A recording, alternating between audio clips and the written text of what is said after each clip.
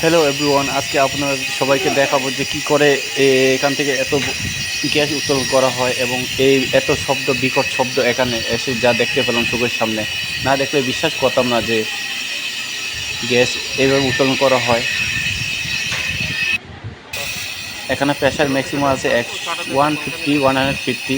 আপনারা সবাই দেখেন, এত রিক্সের জায়গা, এর মধ্যে আমরা এসে পড়েছি দেখার জন্যে।